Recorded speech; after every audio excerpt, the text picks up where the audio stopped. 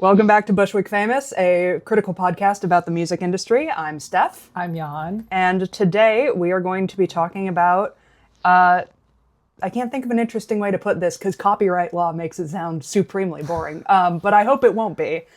Jan, what do you know about the Amy Taylor copyright dispute? I had read a couple of things online about it. I guess to start with, Amy Taylor is the lead singer of Amla and the Sniffers. Mm-hmm.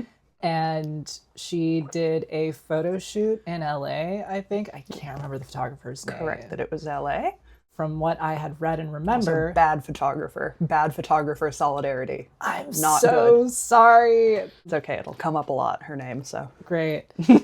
But basically, the photographer had started selling prints of the photos that they had taken together, and Amy sued her because supposedly in the contract that they had signed, it was explicitly stated that those photos were only for the Vogue print usage. You're very close.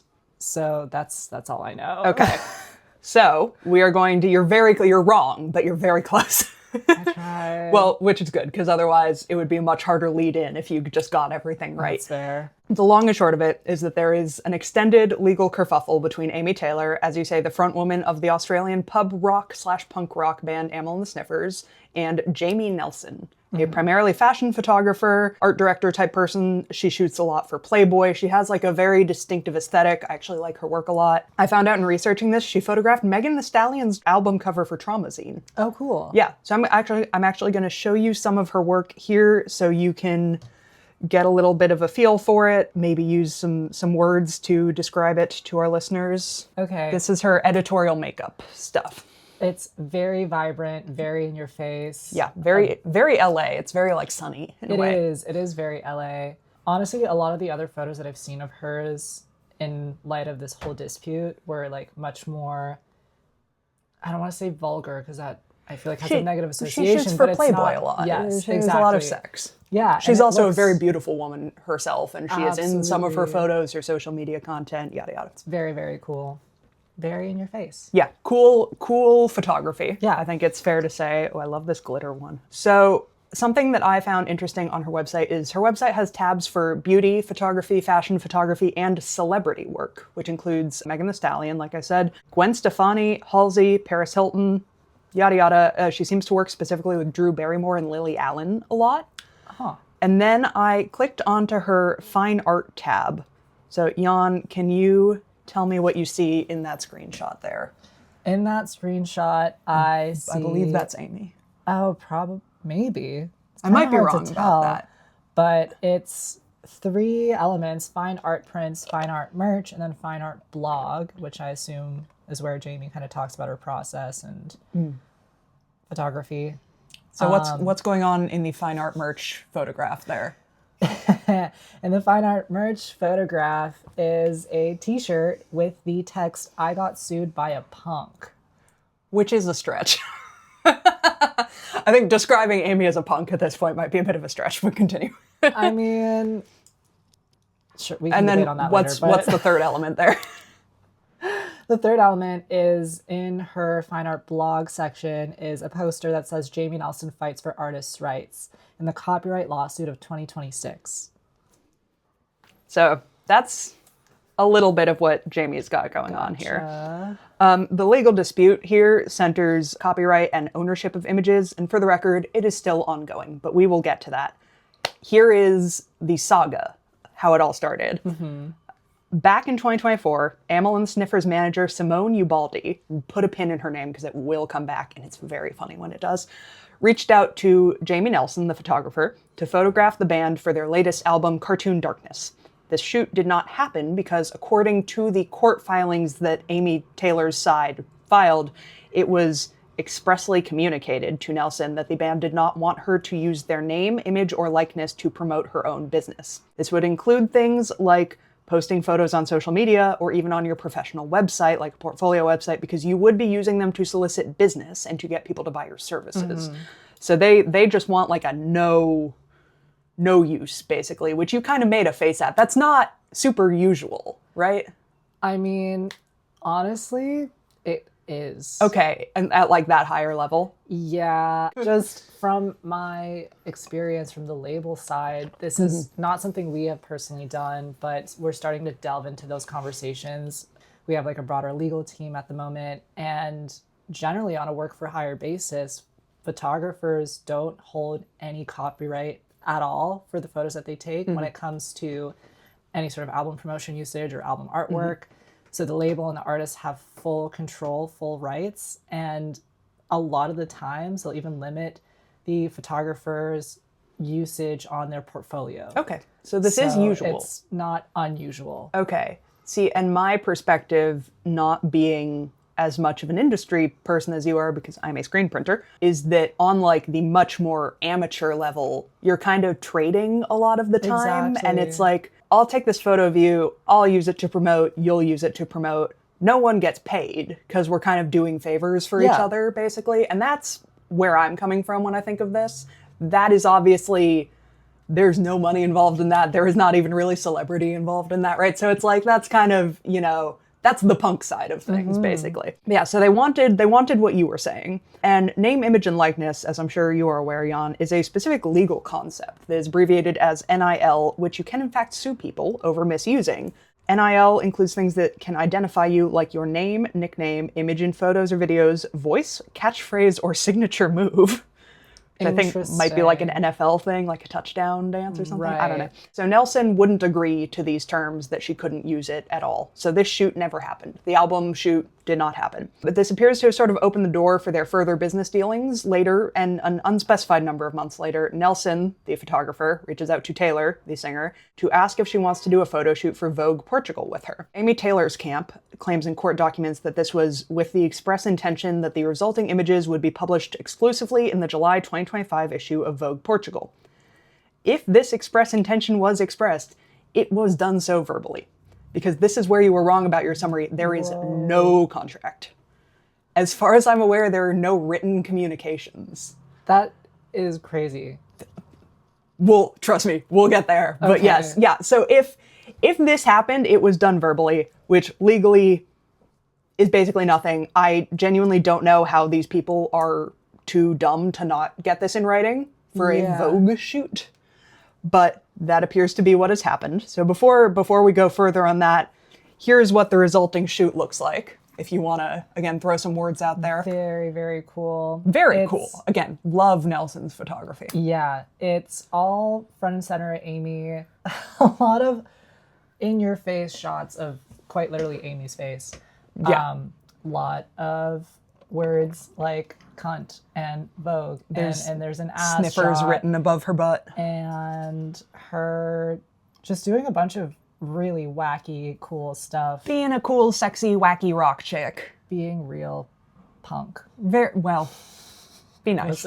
Sorry. Very herself. I will say this is all very on brand with her. Absolutely. And actually, this image here with the long pants. Yeah. That, I believe those pants are from a fashion brand that I like a lot. It's called Fashion Brand Company. I love that. Because it was founded by this artist, Penelope Gazin, and they like to do like sort of stunt, like art piece, conceptual stunt type clothing, like these extremely long jeans that are like the length of a building. They're unwearable. Yeah. They love doing shit like that, but they also sell like wearable clothes. I'm wearing their bloomers right now, actually. But so that's the shoot. Great photo shoot. Nelson claims to have spent $20,000 of her own money on the shoot. That, first of all, having just looked at the shoot, that seems hard logistically to do, right? I don't know where that money would have been going. I mean, I'm assuming that house was rented. I guess, yeah, okay, then I'm following. When it comes to gear, and I don't know how large of a team there was involved. I don't either. The lawsuit names her and her companies and then 10 John Does. And it seems to specify in the filings, like, if anybody else comes up who is involved with this. Right. I don't know if that's like a normal legal thing, but it doesn't appear to me that she had a large team. Right. Continue. Yeah, so renting the house, paying any sort of assistants or additional directors of photography or whoever might be involved. The gear rentals, potentially, any sort of lighting gear, unless she owns a bunch, which is possible, but I don't know. insurance. Sure. Covering Okay. insurance Okay. for gear. I'm following. So it's not, I mean, on that scale for like a Vogue photo shoot, that probably checks out. Okay. See, that's good to know. This is why I'm not just doing a podcast alone, because I don't know shit about photography. Yeah. So I don't know if you know this, Jan, but at least for regular professional models, high fashion magazine covers like Vogue are very often unpaid or like very minimally paid. Right. It's basically like an exposure for exposure thing. That's the reason people keep doing them. Yeah. Which, you know, in these industries is that, like, that fact was surprising to me when I learned it, but like in the music industry, certainly working for exposure is a fairly normalized thing. Definitely. I strongly recommend people against doing it when at all possible. So we could argue if it's true that she spent $20K on this shoot, that might have been not a great financial move. I don't know. So this shoot happens. In September 2025, Nelson, the photographer, approaches Taylor, the singer, and her manager, Ubaldi, with a selection of photos from the shoot that she wants to sell on her website as fine art prints. In court documents filed later, Taylor's camp claims that Nelson never approached them with the request to use the photos in any other way than Vogue. I assume they either mean never until September or they're just bullshitting. I'm not a lawyer. I was kind of high when I was reading this filing last night, but that did stick out at me because the filing like very explicitly says that. And I'm like, that's not, even by your own admission, that's not true. Yeah. So that's odd. So Ubaldi, the manager, tells Nelson, no, Taylor doesn't want her image used that way, and the only usage they had cleared was for Vogue. Taylor's camp alleges that Nelson was, quote, well aware of her antipathy to such an expanded exploitation of her image, which seems like it certainly should be true given their prior dealings. Right. But is also more of an ethical argument than a legal one. Yeah. Like, you know, you're being kind of a jerk here. They also say no agreement existed that allows Nelson to sell copies of these photos in any form, which is true, ... because no agreement exists. Yeah. Once again, this is astounding, right? This is a huge fuck up on everybody's part here. I think it's fair to say, like, Amy Taylor, like, if you don't know, Amyl and the Sniffers are one of the top rock bands right now. Have been for years. Amy Taylor, several headlines alleged while I was researching this, is a multi-millionaire. Damn. Probably not like a deca-millionaire or nothing, but like, you know, she's operating at a level. She has management that should know this. Certainly, I think Nelson should know this, right? Like, this is all very strange to me that this didn't happen. Anyways, this should never have happened this way, basically. According to the filing from Taylor's camp, Nelson reached out several more times asking for a license to sell the photographs. They kept refusing. Okay. And later in September 2025, Amy Taylor finds out that Nelson is in fact selling fine art prints of these pictures on her website and using them to promote her photography services in like social media on her website, as we saw. November 14th, Amy Taylor's lawyers send Jamie Nelson a cease and desist. Understandable. That's what you do in these cases. Yeah. 3 days later, Nelson responds, apologizes, says that the products, as in the prints, would be removed from her website that very day. The next day, they are still on her website.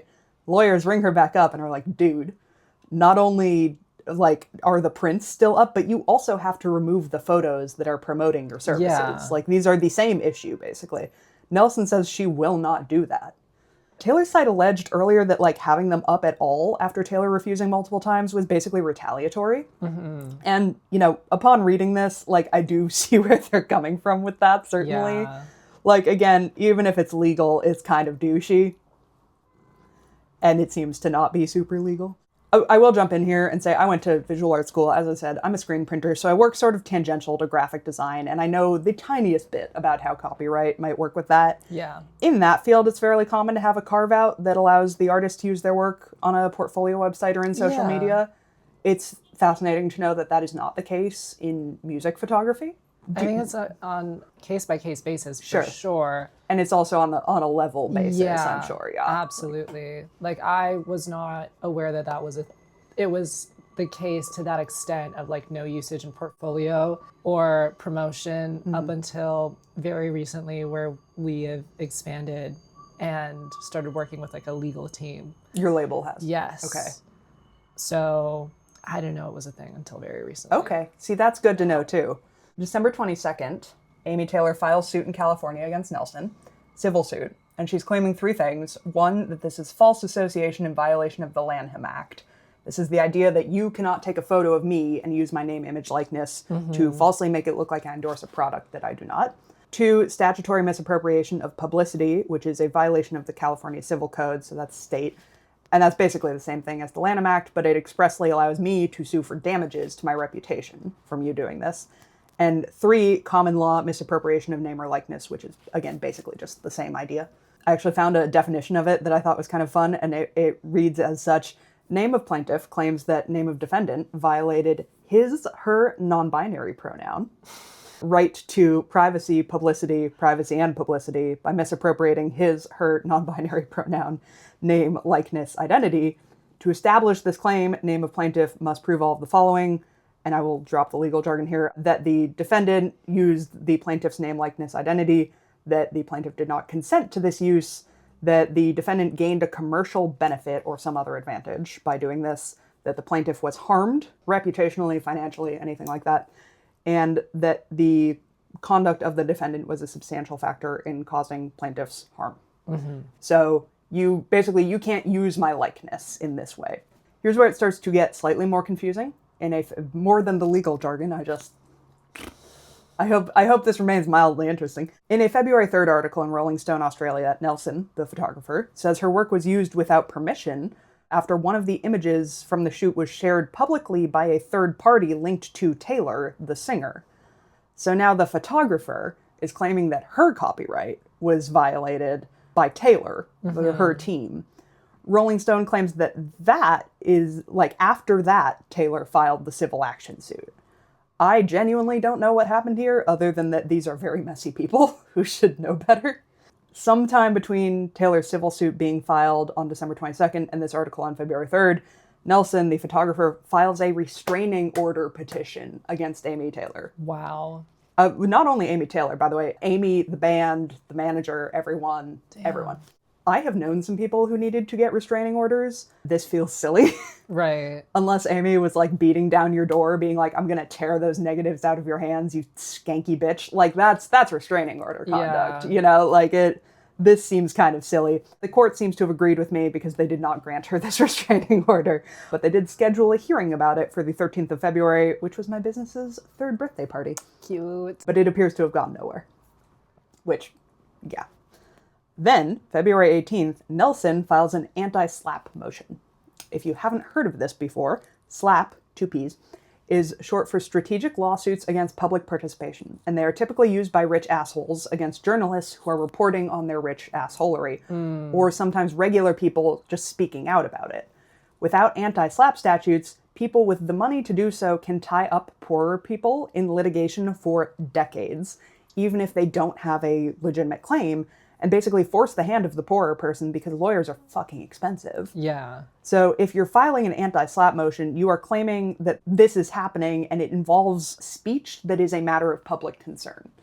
So again, this is used a lot for reporters and journalists who are reporting on politicians or on fucking, oil barons, whatever. The person, usually a rich asshole who originally sued you, then has to prove to the court that they have substantial evidence that would make them win the suit to prove that they're not just tying you up to be assholes. Right. If they fail to do that, many areas will make the rich asshole pay the not rich asshole's attorney's fees.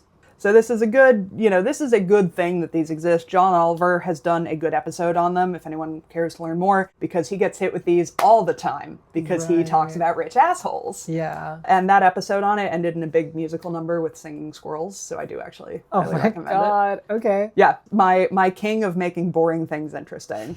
When she filed this case, the anti-SLAPP suit, Nelson said to Rolling Stone, "As a working photographer, I believe artists should be able to publish, display, and sell their work without feeling pressure to give up their rights. My actions seek to defend both copyright protections and the First Amendment, which are essential to artists everywhere."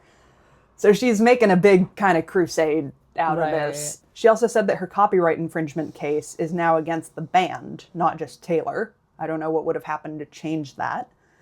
March 31st, there's a hearing. The court denies Nelson's anti-SLAPP motion, which seems reasonable enough to me, but it also threw out Taylor's main claim, the Lanham Act thing, which claimed that the photos wrongly suggested her endorsement or commercial involvement, which also seems fair to me. They also refused to hear Taylor's remaining state law claims in federal court, dismissing them without prejudice, which I just learned means that those claims can be litigated elsewhere, like in a state court. So I guess when you hear the phrase with extreme prejudice, it means like, this is illegitimate everywhere. Fuck you. Which is good for me to know because I've always just filed it in my mind as like a thing lawyers say. Right. The judge at this point is urging Nelson to settle, saying settlement is worth it even if you have to pay more than what you want. Things are only going to get worse for you if you go forward. Which is crazy. Yeah. Nelson has also claimed in court that Taylor's lawyer, who has 30 years of experience in copyright law, did not understand copyright law. And then asked the court, like the federal court, to help her prove her claims, which isn't what courts do. No. If you decided to represent yourself, which she seems to have, all of which the judge basically called her out on, as he should. And the judge then basically ordered these two goddamn children to settle this out of court within 3 weeks. Taylor's lawyer called this a near-complete victory for Amy Taylor and nearly the complete opposite for Ms. Nelson. Well, so, Blunt magazine did not super believe this claim, which I don't either. That definitely seems like a spin thing to me. And in return for their reporting on it, Simone Ubaldi, the band's manager, texted the writer of Blunt magazine's March 31st article saying this: "Hello, Joel. Simone Ubaldi with the Sniffers. Can you give me a call, please? Your article is just plain wrong. I assume because you based it entirely on Jamie's email over the weekend, sharing the tentative judgment from over a week ago. We had a hearing that week. The judge went off and considered our arguments, and the final judgment was issued yesterday, ruling in our favor on the anti-SLAPP and the motion for judgment. I don't know if being factually correct matters to you at all, but you've got the facts wrong." Wow. That is catty. Oh my God. And what Joel wrote back was, and this says a lot about Joel, thanks for flagging this. "We've based our reporting on the court's tentative hearing filed March 18th and the March 30th hearing minutes. If a final ruling has now been issued, could you please provide the document or docket reference so we can review and update accordingly?" They did not do that. Oh my God. So Joel, now my hero. And also, I'm going to show you a photo of Simone Ubaldi. Mm-hmm. We don't have to like put this up anywhere. Yeah. She's a perfectly like normal, this is not me making fun of her, but what I want to say is that there is a look in her eyes that reminds me of the look in the eyes that I have seen in my, we'll call him an ex, old guard music industry guy that I don't talk to anymore. Yeah. And it's a look in the eyes that's like, I'm dead inside and you really don't want to face me in negotiations because I will fucking kill you. Valid. You're getting that as well, 100%. Right? Yeah, it's a little shark eyes. Yeah. And again, she's a perfectly lovely looking woman. This is not about that. This is just the soul. Yeah.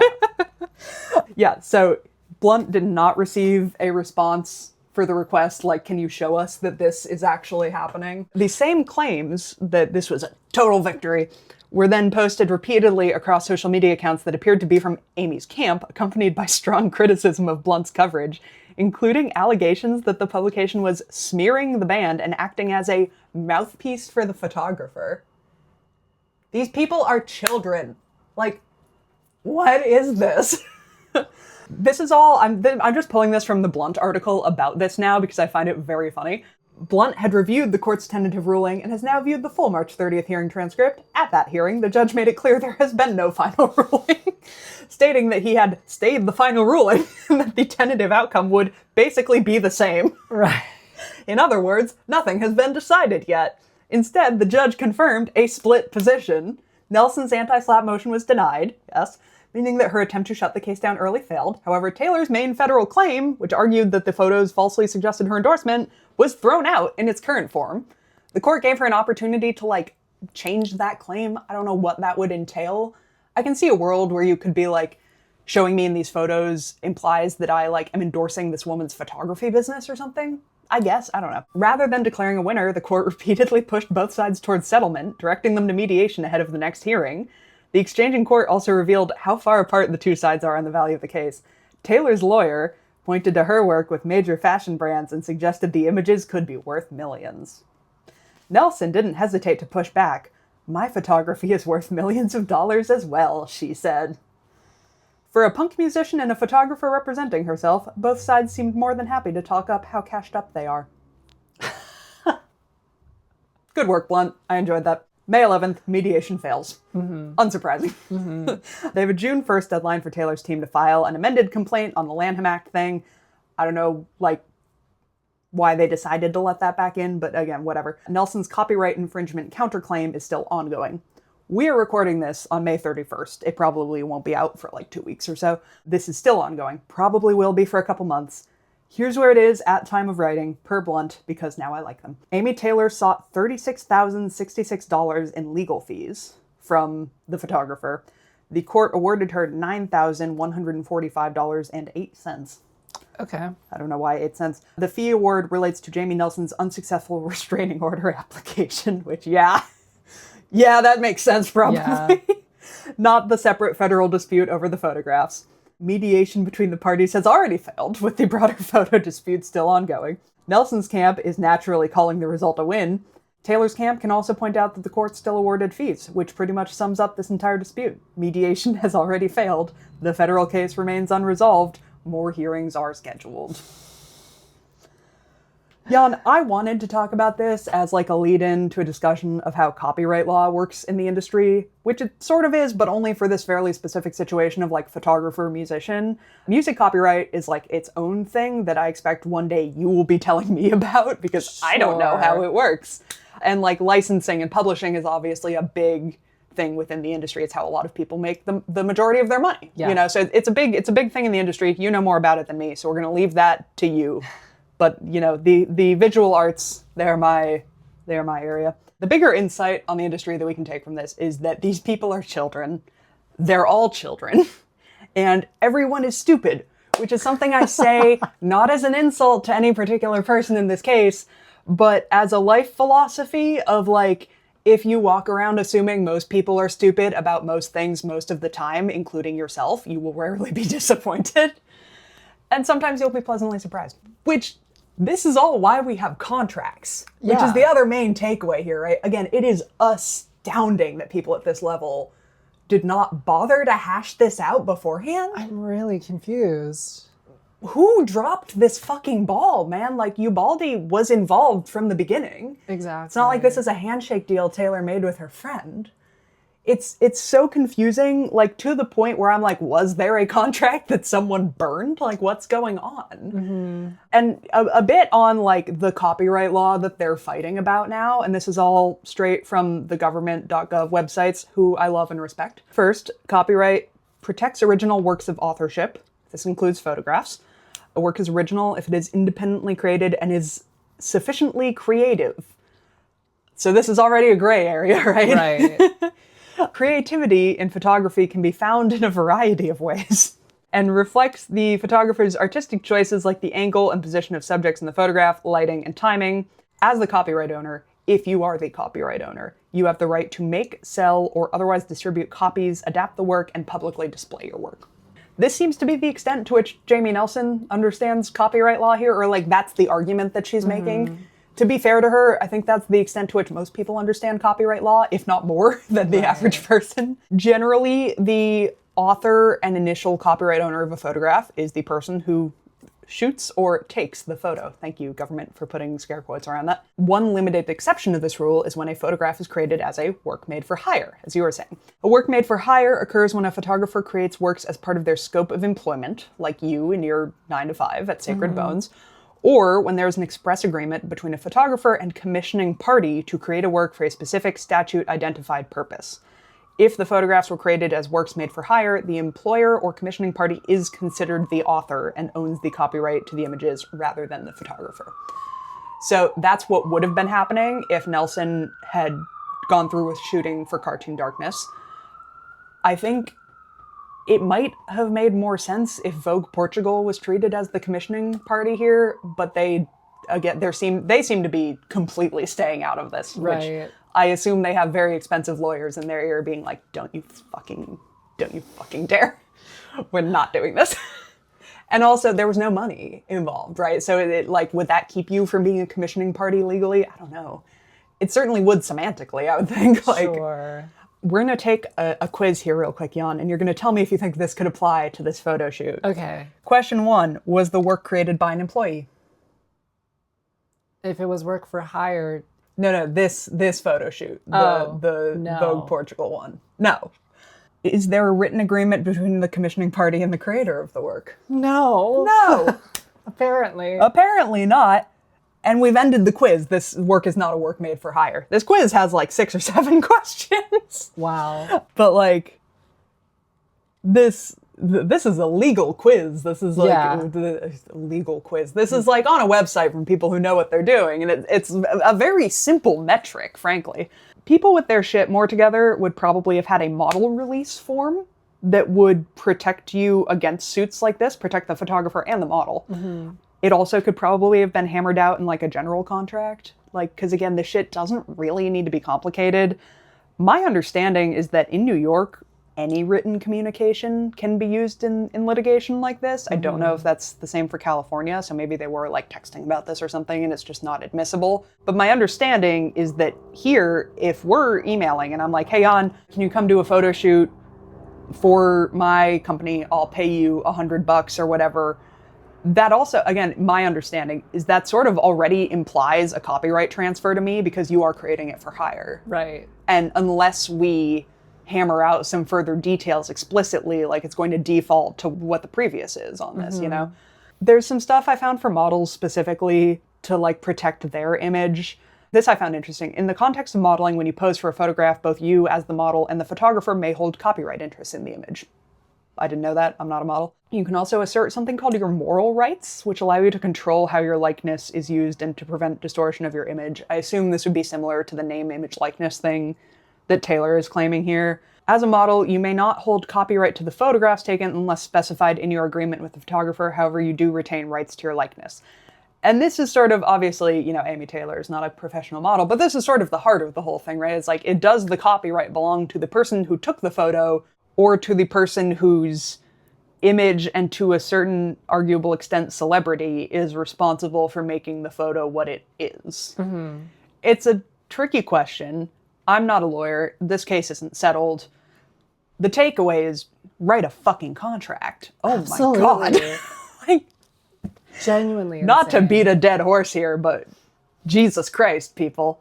So yeah, that's the Amy Taylor, Jamie Nelson copyright dispute. And I hope all of this legal jargon has been made mildly interesting. Definitely. By how silly and childish all of these fucking music industry people are. Ridiculous. Final thoughts. I obviously, key takeaway, writing a contract, being very clear of just any sort of terms of transaction when it comes to any creative work. It seems that they didn't even like verbally hash that out, honestly. Like it seems like they weren't clear on that. And unfortunately, I feel like this is the case a lot of the times, even on a friend-to-friend basis, when you were talking about how on the local level, we will do it in exchange for some other service, and it's kind of trading each other's work. And that's still risky, but there's just less risk involved because there's less money, basically. For sure. But I think in any scenario, in any capacity, I think it's a really good practice to just follow up after any sort of verbal communication over text or send an email. Write things down. Were you evidence. On the phone? I don't even know any music industry people who like talking on the phone. We fucking text each other. I mean... Also, while we're talking final thoughts, dude, those fucking texts from the manager are the funniest thing I've ever heard. And that is an example of something you don't want to write down because that's you being a rude asshole. Exactly. And now that writer has proof of you being a rude asshole, and I'm going to remember you as that forever. And so are a bunch of other people who read that article. Yeah. So funny. It's so really fucking funny. And just do the facts even matter to you? Oh my God. Oh my God. I thought it was really interesting. I think it's just a really interesting insight on the dynamics within the music industry and the creative industry as a whole. Yeah. Things that we don't really think much about as consumers all of the time. Sure. Because there's so much work that goes behind the scenes when it comes to even album artwork, general promo photography. And as just like a standard consumer, not like us necessarily as people who are delving more into the music industry. Yeah. It's not something that people really think about. So I hope it is interesting to others to listen to as well. I hope it's interesting too, because I had to read an actual court filing for this, and it was not pleasant. I was at the Kava bar last night, and one of the bartenders was sitting there as a patron, and I was like, Sam, you've taken the LSATs. Does that actually mean, or no, not, yes, the LSATs. I was like, does that actually, you don't know anything about law yet, right? And they were like, no. Because all the actual law people I know are incorrigible assholes. Right. Or my ex. So I was struggling. The first time I started looking into this, I was on the like legal encyclopedias online or whatever. But now we know more about copyright law, and also now you know about anti-SLAPP statutes. Yeah. Thank you so much, Steph. You're that so was welcome, really Jan. cool. Well, anyways, this was Bushwick Famous. Yeah, this has been Bushwick Famous. Yay. This was our second ever recording day. Yeah.